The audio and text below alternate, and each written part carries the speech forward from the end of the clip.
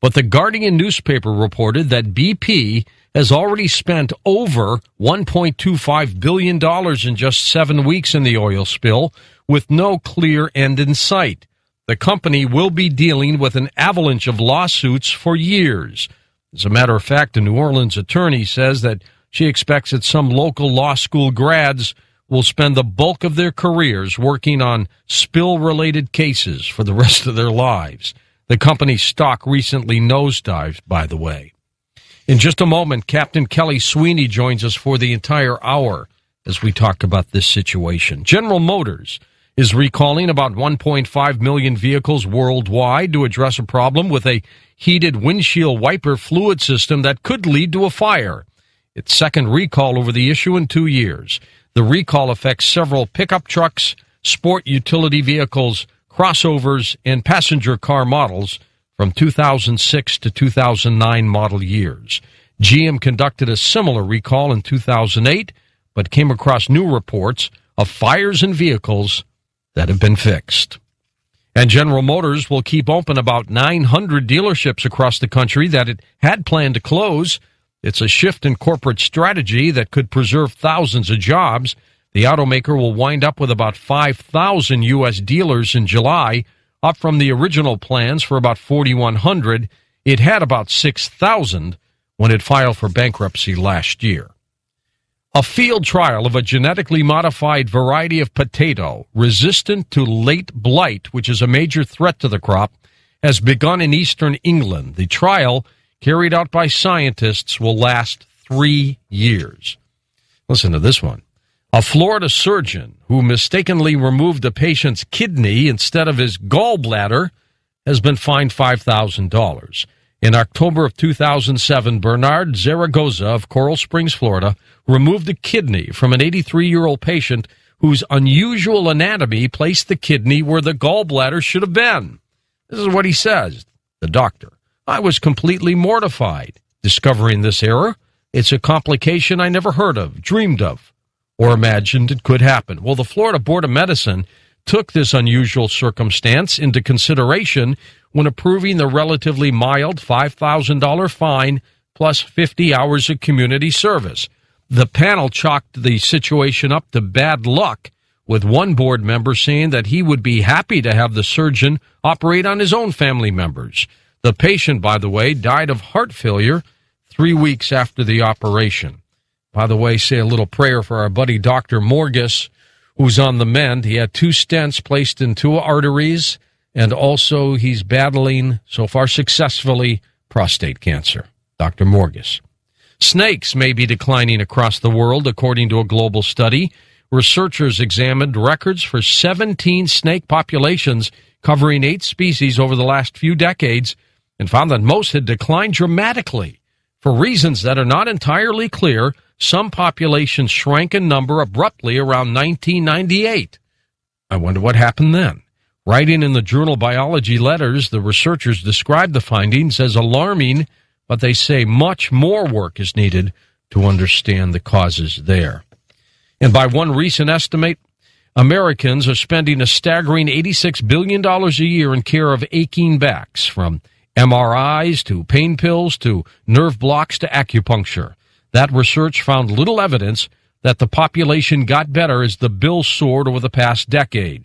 The reality, they say, is that time often is the best remedy.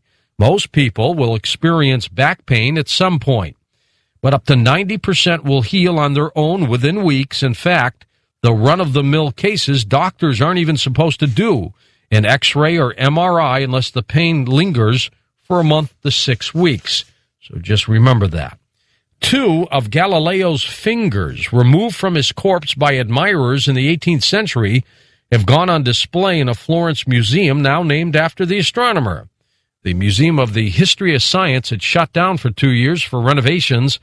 It reopened, calling itself the Galileo Museum.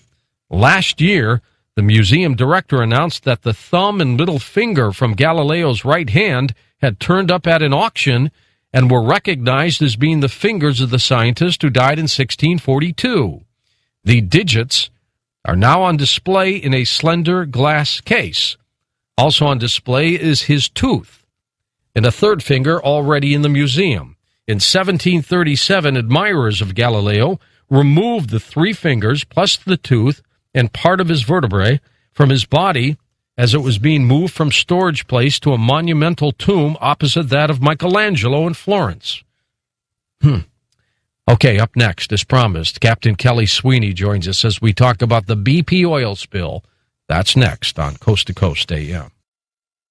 And welcome back to Coast. I'm George Norrie. Captain Kelly Sweeny is a master mariner who holds the highest captain's license that a merchant mariner can have. Kelly is the contributing editor of Pacific Maritime, one of the nation's leading maritime magazines. He has authored a book on authentic modern sea stories. The captain has served as an officer on nearly 40 ocean-going vessels and still goes to sea for a living.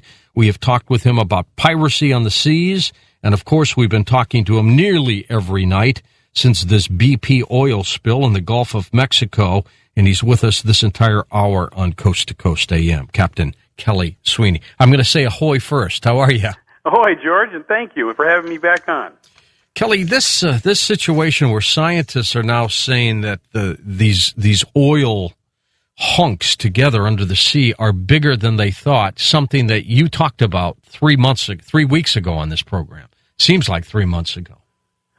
Yes, as a matter of fact, George, I was talking with a buddy of mine who is on a research vessel, one of the ones that is investigating, the scientists are investigating how extensive these underwater plumes of oil are. And he told me, unofficially, they're frightened. The scientists are frightened about how bad it is under there because they really don't know. And it could be devastating for the fish out there. No question. One of the big concerns is that all the oil underneath there is being voraciously eaten up by the bacteria. And while that's happening, which is a natural process, it's consuming the oxygen. Now, let's talk about the cleanup and the stopping, first of all, of the spill. They're talking about putting another cap on top of the other cap that they've already got, which obviously is not working. It's slowed it down somewhat, but not a lot. If anything, to me, it looks like when I look at some of the video, it's merely dissipating in other directions, Kelly. To me, it doesn't look like it's slowed down at all. Well, the report of how much has been taken, it was around 42,000 barrels, and there's a good chance that it's probably about half, and that's 42,000 barrels over the last, I think it was 4 days. So maybe about half or a little bit less than half. So they're having some success, but it isn't working like they hoped it worked, George. No, not at all. Who's in charge of this disaster right now? Who's running the show? Well, BP is paying the bills because they were the ones who caused it. But the Incident Command Center, and many people have seen him giving briefings, Admiral Thad Allen, he's the head of the Coast Guard, and I've met Admiral Allen at various functions. He's a very well-known and well-respected individual. Yeah, he's the government's point man, so the government is supervising essentially what's going on. But BP is responsible for paying and doing, because the government really doesn't have the resources or, the drilling experts, and the equipment. BP does. But the government is there for oversight to make sure that everything that can reasonably be done is being done. Isn't the problem, too, that when this all started, the oil that is spewing out of there is coming out at such a rapid pace that and the pressure is so high that they just can't seem to put anything in there to slow it down? Yes, I think that definitely has been one of the big problems, and that's what caused the top kill to fail. The whole idea with that was that they were going to try to put enough weight coming down the other way and enough pressure with the heavy drilling fluid to try to offset the great amount of pressure in the oil coming up, and they just couldn't do it. It was kind of like plugging a hose that has a great amount of pressure with your hand, and it just starts squirting out the sides because you can't stop it. I called a plumber friend of mine back in St. Louis, and I said, tell me about pressure. Mm-hmm. And he said, well, let me tell you what we do. If there's a broken pipe and water's shooting out of it, Fortunately, we're lucky enough to have a shutoff valve somewhere. But if you don't, the thing we have to do is to try to put and solder a cap over this pipe. And once we do, and then we solder it and all is well. Now, that's assuming water's not squirting out, making the solder, render useless and everything else. Right. So they basically tried to do that here by popping this cap over it. Why didn't it work? Well, I think one reason why is that your plumber friend didn't have to do it 5,000 feet below the surface. That's true. And